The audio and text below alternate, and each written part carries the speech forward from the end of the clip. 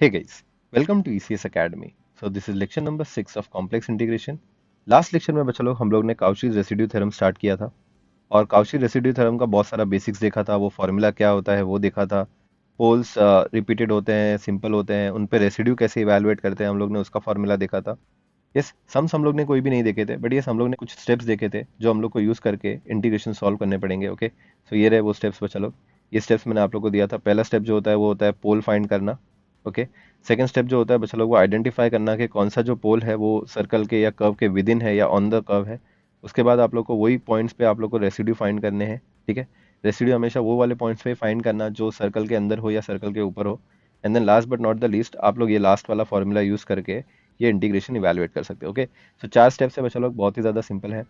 यहाँ पे सबसे ज़्यादा इंपॉर्टेंट होता है बच्चा लोग ये आइडेंटिफाई करना कि कोई भी पोल सर्कल के अंदर होता है या सर्कल के ऊपर होता है या सर्कल के बाहर होता है। कैसे आइडेंटिफाई करेंगे वो भी मैं आप लोग को एक्सप्लेन करूंगा आज के लेक्चर में। Okay, so yes, will start with the very first बच्चा लोग। यहाँ पे डायरेक्टली हम लोग प्रॉब्लम से स्टार्ट करेंगे और प्रॉब्लम्स देखने के बाद ही आप लोग को बच्चा लोग एक बेटर आइडिया आएगा कि सीआरटी कैसे यूज़ करते हैं, काउची रेसिड्यू थ्योरम हम लोग कैसे यूज़ करते हैं इंटीग्रेशन इवेलुएट करने के लिए। Okay, so will start with a very very simple सा प्रॉब्लम बच्चा लोग। ओके, यहाँ पे बोला है evaluate integration, contour integration z upon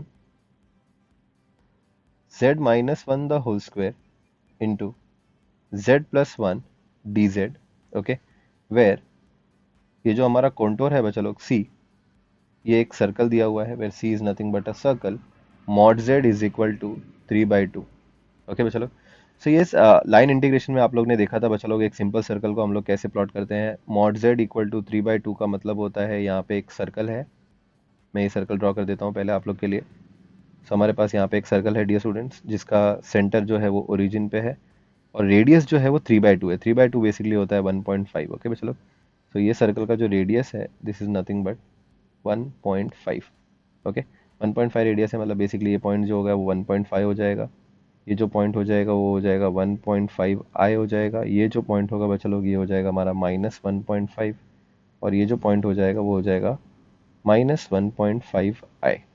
yes, बात करते हैं बच्चा लोग ये वाला प्रॉब्लम का। नोटिस करो यहाँ पे आप लोग को एक इंटीग्रेशन सॉल्व करने बोला है और आप लोग का यहाँ पे एक क्लोज्ड कर्व दिया हुआ है। This curve is nothing but a closed curve. So आप लोग यहाँ पे इजीली काउची का रेसिड्यू थ्योरम यूज कर सकते हो। कहीं पे भी नहीं बोला है कि सीआरटी यूज करना है। आप लोग को देख के ही आइडेंटिफाई करना है कि हमारे पास यहाँ पे एक फंक्शन है। ये फंक्शन में बच्चा लोग एक न्यूमरेटर और एक डिनोमिनेटर भी है। देखो आप नोटिस करो, ये जो फंक्शन है जिसका हमारे को इंटीग्रेशन निकालना है, इसके पास एक न्यूमरेटर है और एक डिनोमिनेटर है। ये सुनो, और डिनोमिनेटर आया तो मतलब वहाँ पे पोल्स होंगे और पोल्स आए मतलब आप लोग को बच्चा लोग क्या क्या निकालना पड़ेगा, रेसिड्यू निकालना पड़ेगा। ओके, सो ये जो प्रॉब्लम है बच्चा लोग ये एक रेसिड्यू थ्योरम पे प्रॉब्लम है। आप लोग इजीली आइडेंटिफाई कर सकते हो दो चीज़ें देखने का। पहला बच्चा लोग, पहला क्या देखने का कि जो कर्व है वो क्लोज्ड होना चाहिए, सर्कल एलिप्स कुछ भी क्लोज कर्व होना चाहिए। दूसरा चीज़, आप लोग का ये जो फंक्शन होता है बच्चा लोग, ये फंक्शन के अंदर डिनोमिनेटर होने चाहिए और डिनोमिनेटर फैक्टराइज किया हुआ होना चाहिए। ठीक है, कभी कभी वो लोग फैक्टराइज करके नहीं देते तो अपने को फैक्टराइज करना पड़ेगा।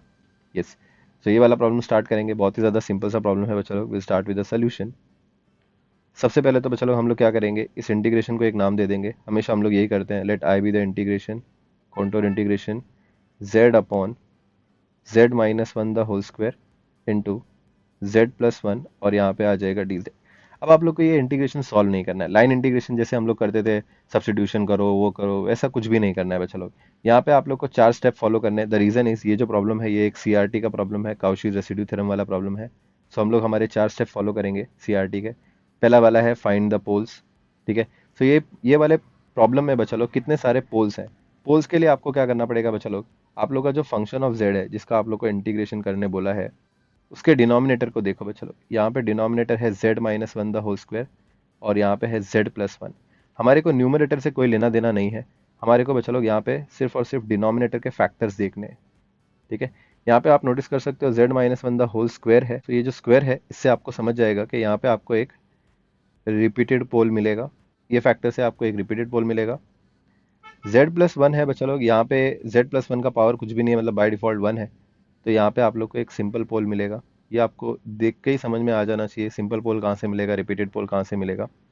और ये सिंपल पोल और रिपीटेड पोल कहाँ पे है वो भी आपको आइडेंटिफाई करना है। आइडेंटिफाई करना बच्चा लोग कोई रॉकेट साइंस नहीं है, मैंने आप लोग को ऑलरेडी एक्सप्लेन किया था कैसे आइडेंटिफाई करते हैं। पहले तो सिंपल पोल किधर है वो देखते हैं बच्चा लोग। z प्लस 1 जो दिख रहा है उसको 0 से इक्वेट कर दो तो z का वैल्यू कितना आ जाएगा, -1 आ जाएगा। मतलब z इक्वल टू -1 पे आपके पास एक सिंपल पोल है। अभी z equal to -1 dear students, यहाँ पे ये एक पोल रहेगा जो इधर रहेगा, है ना, चलो -1 है, तो -1 पे हमारे पास यहाँ पे एक पोल है, एक सिंपल सा पोल है -1 पे। यहाँ पे चाहिए तो मैं क्या एरो करके लिख देता हूँ, सिंपल पोल, ठीक है। और ये जो पोल है बच्चा लोग नोटिस करो हमारे सर्कल के अंदर आ रहा है, ठीक है। तो यहाँ पे तो मैं ग्राफिकल मेथड यूज कर रहा हूँ, आगे जाके मैं नॉन ग्राफिकल मेथड भी आप लोगों को एक्सप्लेन करूंगा, जहाँ पे आप लोग को ऐसा कुछ ग्राफ ड्रॉ करना नहीं पड़ेगा। बहुत सारे बच्चे तो ऐसे डर जाते हैं, सर हमारे को ये ग्राफ कैसे ड्रॉ करना पड़ेगा, हमारे को नहीं आता। देखो ये वाले प्रॉब्लम में ये जो सिंपल सर्कल था, सिंपल सर्कल तो आपको ड्रॉ करने आता है बच्चे लोग। सिंपल सर्कल रहेगा तो मैं आप लोग को बोलता हूँ, आप लोग फटाफट ड्रॉ करके आइडेंटिफाई कर सकते हो कि कौन सा पोल अंदर है कौन सा बाहर है। अगर हमारे पास कोई ऐसे सर्कल आ जाएंगे जिस जो एकदम सिंपल सर्कल नहीं है, शिफ्टेड सर्कल जिसको मैं प्यार से बोलता हूँ, तो वो टाइम पे आप लोग दूसरा मेथड यूज करोगे, जहाँ पे आप लोग को ग्राफ नहीं बनाना है। डायरेक्टली कैसे आइडेंटिफाई करोगे वो मैं आपको एक्सप्लेन करूंगा नेक्स्ट प्रॉब्लम में। बट ये वाले प्रॉब्लम पे अभी फोकस करते हैं। बात करते हैं सेकंड वाले पोल की बच्चा लोग। z-1 द होल स्क्वायर है यहाँ पे, तो z-1 द होल स्क्वायर का जो पोल होगा बच्चा लोग वो कहाँ पे होगा, z-1 the whole square equal to 0 पे होगा। Taking root on both the side z-1 equal to 0 हो जाएगा, और यहाँ पे आ जाएगा z equal to 1। So z equal to 1 पे बच्चा लोग हमारे पास क्या एक सिंगल पोल है या रिपीटेड पोल है? ऑफकोर्स यहाँ पे हमारे पास एक रिपीटेड पोल है, ठीक है। और वो कितने बार रिपीट हो रहा है तो चेक करो कितना पावर है बच्चा लोग, z-1 का पावर यहाँ पे 2 है, तो n कितना है यहाँ पे 2 है, दो पोल्स हमारे पास है, ठीक है। z इक्वल टू 1 पे बच्चा लोग हमारे पास यहाँ पे दो पोल्स हैं, ये देखो, ये है हमारे पास रिपीटेड पोल्स, ठीक है। n equal to 2, n equal to 2 का मतलब होता है दो पोल्स हैं हमारे पास, ठीक है बच्चा लोग। तो ये रफ वर्क करना था, ये तो अभी हम लोग इरेज कर देंगे। आप लोग देख सकते हो बच्चा लोग हमारे पास ये वाले प्रॉब्लम में पोल्स कितने हैं, ठीक है। सो यहाँ पे आप लोग को लिखना भी है, therefore we have a simple pole, हमारे पास एक सिंपल पोल है, वो है z इक्वल टू -1, -1 पे हमारे पास एक सिंपल पोल है। Also we have a repeated pole, वो है z इक्वल टू +1 पे, ठीक है। z इक्वल टू +1 पे है, और मैं यहाँ पे आगे ब्रैकेट में n इक्वल टू 2 भी लिख रहा हूँ, ये जस्ट आपके रेफरेंस के लिए। n इक्वल टू 2 का मतलब दो बार रिपीट हो रहा है, ठीक है। ये हो गया हमारा पहला स्टेप, हमने आइडेंटिफाई कर लिया कि कितने सारे पोल्स हैं, जितने भी पोल्स हैं सब आइडेंटिफाई कर लिया। सो ये हो गया हमारा step number 1, identify the poles या find the poles. Second one बच्चा लोग जो है वो है identify the poles within and on the curve. अब ये चेक करो कि कौन से पोल्स जो हैं वो सर्कल के अंदर हैं या सर्कल के बाहर हैं। तो यहाँ पे तो सिर्फ ये दो तरह के पोल्स ही हैं बच्चा लोग, और ये सारे के सारे सर्कल के अंदर है। तो यहाँ पे हम लोग लिखेंगे देयरफॉर, तो मैं यहाँ पे बोलूँगा z इक्वल टू -1 और z equal to +1 lies within the circle. So dear students, जो पोल्स अगर सर्कल के अंदर आ गए तो आप लोग को रेसिड्यू कहाँ पे निकालना है? चलो कम ऑन, हम लोग ये दोनों भी पॉइंट्स पे रेसिड्यू निकालेंगे, दोनों भी पोल्स पे हम लोग क्या करेंगे डियर स्टूडेंट्स, रेसिड्यूज निकालेंगे। ये हमारा थर्ड पॉइंट है, ठीक है। थर्ड स्टेप जो है बच्चा लोग वो है कि फाइंड द रेसिड्यूज। रेसिड्यूज आप लोग को दोनों भी पोल्स पे निकालना है। पहले तो मैं यहाँ पे बच्चा लोग सिंपल पोल पे रेसिड्यू निकालता हूँ, तो अपने को निकालना है रेसिड्यू। सिंपल पोल है हमारे पास z इक्वल टू -1 पे, तो फॉर्मूला बहुत ही ज़्यादा सिंपल है बच्चा लोग लिखने का, लिमिट्स, ठीक है। z इक्वल टू -1 है, तो यहाँ पे z जो है वो टेंड होगा -1 पे, z tends to -1। I hope आप लोग को ये समझ में आया रहेगा बच्चा लोग।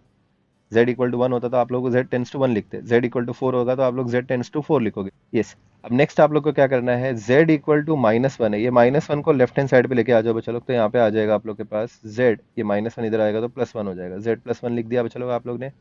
कोई डाउट है यहाँ तक का? नेक्स्ट बच्चा लोग ये जो z+1 है ये कितने बार रिपीट हो रहा है वो भी बता दो। सिंपल बोले बच्चा लोग एक ही बार रिपीट होगा, तो ऑफकोर्स इसका जो पावर होगा वो 1 ही होगा, ठीक है। सो यहाँ पे अगर आप लोग 1 लिखोगे तो वेल एंड गुड, नहीं लिखोगे तो कोई प्रॉब्लम नहीं है, बट वो 1 लिखोगे तो आपको समझेगा कि एक सिंपल पोल है। एंड नेक्स्ट आप लोग को क्या करना है बच्चा लोग, फंक्शन ऑफ z यहाँ पे मल्टीप्लाई कर देना है।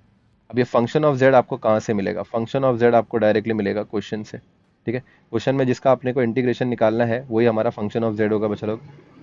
सो यहाँ पे आप लोग के पास आ जाएगा limits z tends to -1, okay. यहाँ पे आप लोग के पास आ जाएगा z+1, और फंक्शन ऑफ z है आप लोग के पास बच्चा लोग z अपॉन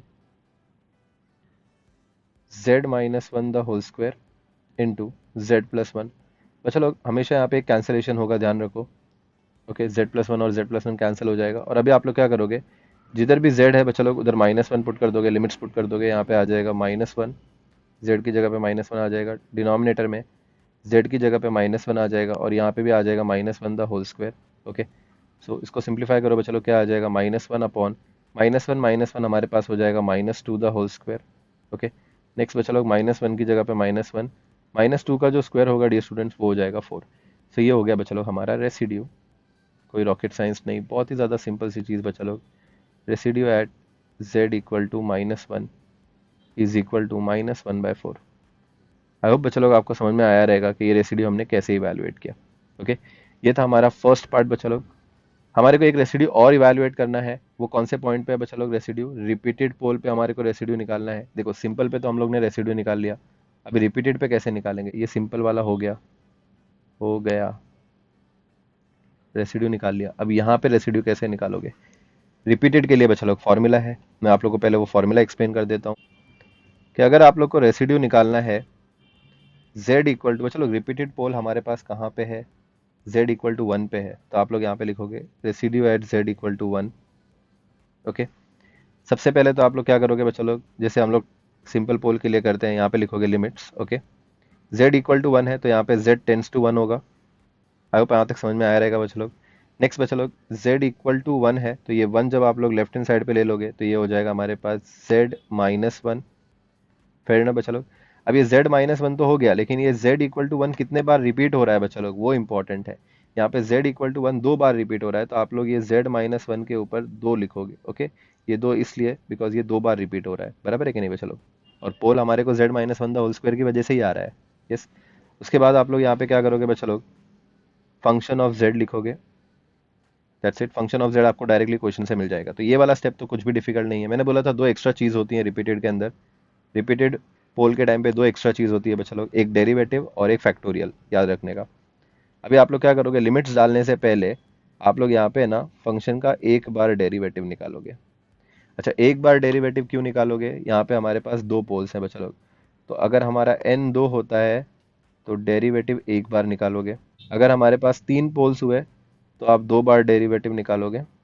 ठीक है, अगर हमारे पास 100 पोल्स हुए बच्चा लोग, तो 100 पोल्स हुए तो क्या करोगे? कम ऑन, 100 बार रिपीट हो रहा है कोई भी पोल, तो आप लोग क्या करोगे? 99 टाइम्स डेरिवेटिव निकालोगे। डरो मत, ऐसा कुछ होगा नहीं, जस्ट आपके अंडरस्टैंडिंग के लिए आपको बता रहा हूँ। ठीक है, अब जितने बार आप डेरिवेटिव निकाल रहे हो बच्चा लोग, उतना ही फैक्टोरियल आप लोग को डिवाइड कर देना है स्टार्टिंग में। ठीक है, सो आप लोग यहाँ पे एक ही बार डेरिवेटिव निकाल रहे हो, सो आप लोग यहाँ पे क्या करोगे? 1 डिवाइड करोगे 1 के फैक्टोरियल के साथ। ठीक है बच्चा लोग, सो ये एक इंपॉर्टेंट टर्म है। अगर आप लोग का n जो है वो 2 है तो आप लोग को वहाँ पे 1/1 फैक्टोरियल मल्टीप्लाई करना है। अगर आप लोग का n अगर 3 रहा तो आप लोग को 1/2 फैक्टोरियल मल्टीप्लाई करना है। अगर आप लोग का n 98 रहा तो आप लोग को क्या करना है बच्चा लोग? 1/98 में से एक कम करो, 97 हो जाएगा, और 97 का फैक्टोरियल लिखना है। ठीक है, सो जितने पोल्स होंगे उसमें से एक माइनस करके जो फैक्टोरियल है वो आप लोग को यहाँ पे 1 करके लिखना है। ठीक है बच्चा लोग, सो दैट्स इट, ये रहा हमारा फॉर्मूला। आई होप आप लोग को ये फॉर्मूला समझ में आया रहेगा बच्चा लोग। सो 1/1 फैक्टोरियल, 1 फैक्टोरियल 1 ही होता है बच्चा लोग, 1/1 नहीं भी लिखोगे तो चलेगा। यहाँ पे आ जाएगा लिमिट्स z टेंस टू 1, एक बार डेरिवेटिव निकालना पड़ेगा, लिमिट्स डालने से पहले डेरिवेटिव निकालेंगे। यहाँ पे आ जाएगा z -1 the whole square. Function of z बच्चा लोग आप लोग के पास क्या है? z/z -1 the whole square into z+1। सो यहाँ पे आ जाएगा z/z-1 the whole square into z+1। Okay, again मैंने बोला था बच्चा लोग, जैसे आप लोग फंक्शन का वैल्यू डालोगे तो एक कैंसिलेशन तो होना ही चाहिए यहाँ पे। अब नेक्स्ट अभी हम लोग क्या करेंगे बच्चा लोग?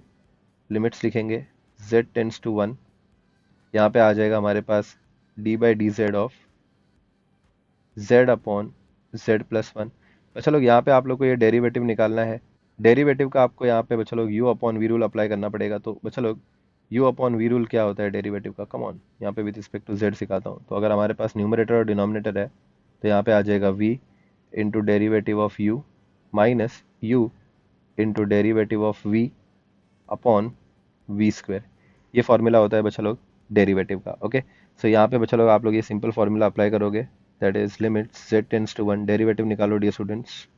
पहले तो लिखने का denominator, that is nothing but z+1, और फिर यहाँ पे डेरिवेटिव आप लोग निकालोगे न्यूमरेटर का, which is nothing but z minus, अभी आप लोग सफल करोगे, z पहले लिखोगे और डेरिवेटिव निकालोगे डिनोमिनेटर का z+1 का, the whole divided by denominator the whole square, so z+1 the whole square हो जाएगा।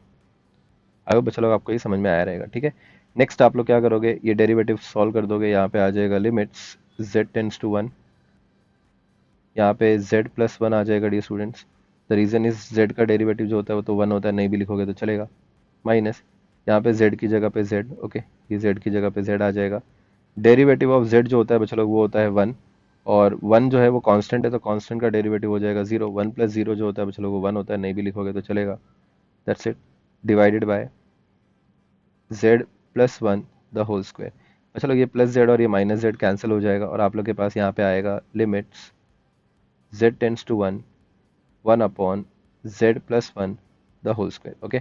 अब बच्चा लोग आप लोग यहाँ पे लिमिट्स पुट कर दो, बेसिकली जिधर भी z है उधर 1 पुट कर दो। यहाँ पे आ जाएगा आप लोग के पास 1 upon 1 plus 1 the whole square, okay. और नेक्स्ट बच्चा लोग 1 अपॉन 1 प्लस 1 जो होता है वो होता है 2, और 2 का स्क्वायर जो होता है बच्चा लोग वो होता है 4। सो 1 अपॉन 4 आ जाएगा आप लोग के पास। सो बेसिकली बच्चा लोग रेसिड्यू आप लोग ने निकाल लिया z इज इक्वल टू 1 पे, ओके। z इक्वल टू 1 पे आप लोग के पास रेसिड्यू आया 1 अपॉन 4। ये दो रेसिड्यूज बच्चा लोग आप लोग ने इवेलुएट किए। द रीजन इज ये दोनों पोल्स सर्कल के अंदर थे, ओके। एक का आंसर आपके पास आया -1/4 और एक का आंसर आप लोग के पास आया +1/4। फिर ना बच्चा लोग, अब फाइनली आप लोग क्या करोगे, इंटीग्रेशन इवेलुएट करोगे। इंटीग्रेशन के लिए आप लोग को क्या लगेगा बच्चा लोग, CRT लगेगा, ठीक है, Cauchy residue theorem. Cauchy residue theorem बोलता है कि अगर आप लोग को कोई भी फंक्शन ऑफ z का इंटीग्रेशन निकालना है तो आप लोग यहाँ पे लिख सकते हो 2πi, और यहाँ पे आ जाएगा सम ऑफ रेसिड्यूज। तो जो कर्व के अंदर या कर्व के ऊपर जो सिंगुलर पॉइंट्स होते हैं वहाँ पे रेसिड्यू निकालोगे आप लोग, ठीक है बच्चा लोग। तो यहाँ पे आप लोग के पास आ जाएगा हमारा इंटीग्रेशन, बच्चा लोग पहले आप लोग लिख दोगे। तो इंटीग्रेशन हमारे पास था z upon z minus 1 the whole square और z प्लस 1, ओके। ये इंटीग्रेशन का बच्चा लोग आंसर बहुत ही ज़्यादा सिंपल हो जाएगा, 2πi लिखोगे आप लोग। सम ऑफ रेसिड्यूज बच्चा लोग, सम का मतलब होता है एडिशन, ओके। जितने भी रेसिड्यूज आपके पास आए थे आप उन सबको क्या कर दोगे, ऐड कर दोगे। पहला जो रेसिड्यू आया था वो था हमारे पास -1/4, आप लोग ऐड कर दोगे उसको +1/4 से।